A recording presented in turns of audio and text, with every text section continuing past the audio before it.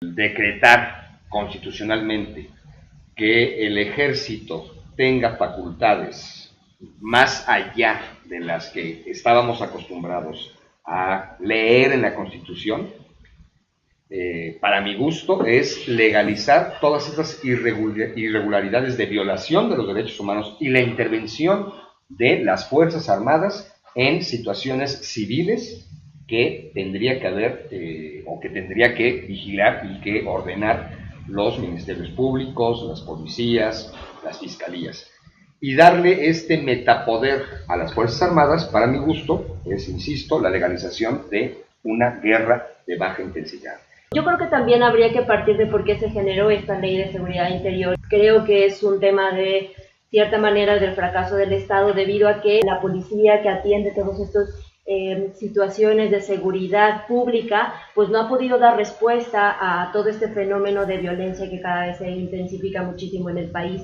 La Ley de Seguridad Interior viene a ser un intento, como dice nuestro blogger, de hacer una legalización de la intervención del ejército. Una legalización que todavía, incluso a nivel constitucional, no se puede observar.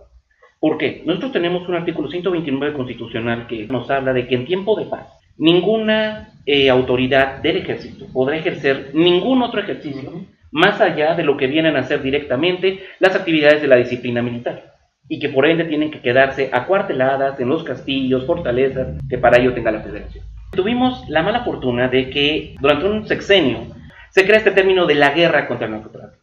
La guerra es un término que jurídicamente se maneja muy específico y tiene que ser de una entidad soberana contra otra entidad soberana.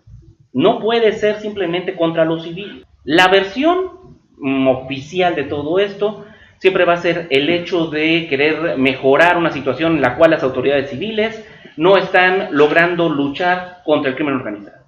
Tenemos una serie ahorita de últimos ejecutivos cuyo ejercicio del poder ha sido debilitante en comparación de otros factores reales de poder, como mencionábamos, uno de ellos, el narcotráfico.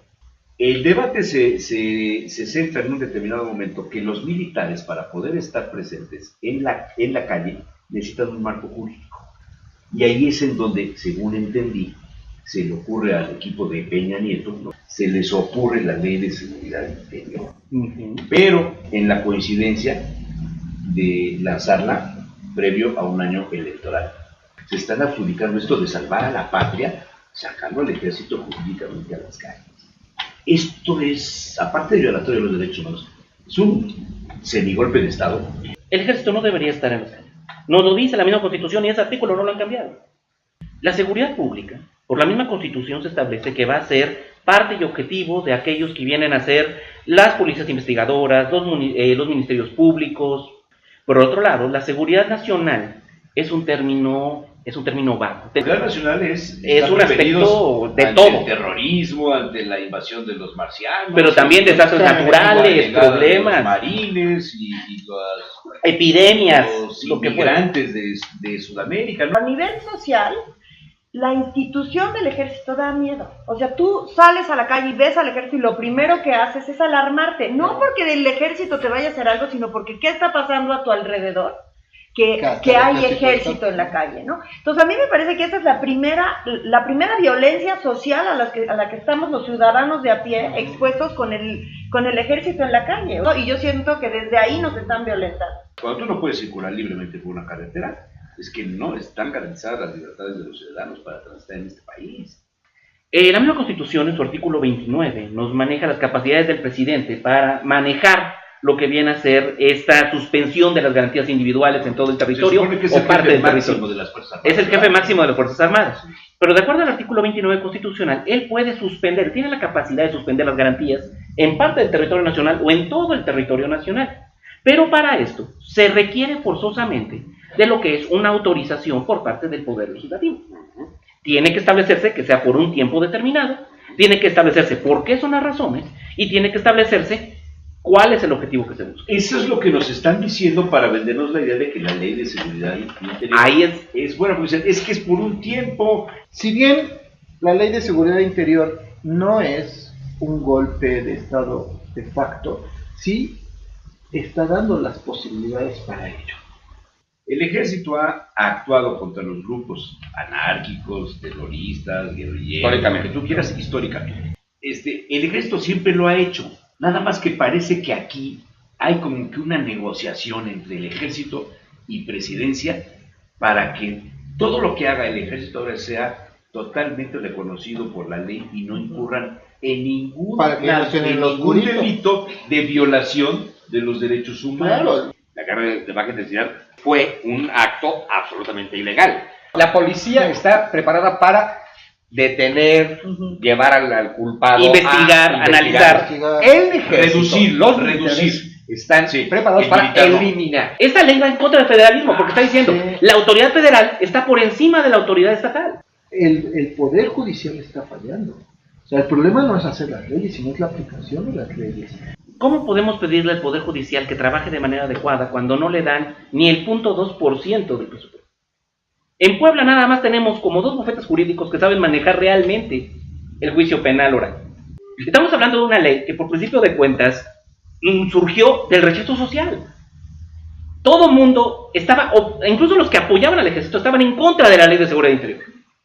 Y aún así la impusieron. Había división dentro, división dentro del ejército. Entonces, no están de acuerdo, 1. 2, es una ley que es una violentación no tan solo de derechos humanos, sino de soberanía de Estado. Claro. El asunto de los derechos humanos en este país siempre es a toro pasado. No hay que hacerlo porque violamos los derechos humanos, sino ahora hay que actuar porque ya se violaron. O sea, es que no puede ser, eso socialmente es verdaderamente aterrador. La protección de los derechos humanos implica actuación previa, no posterior.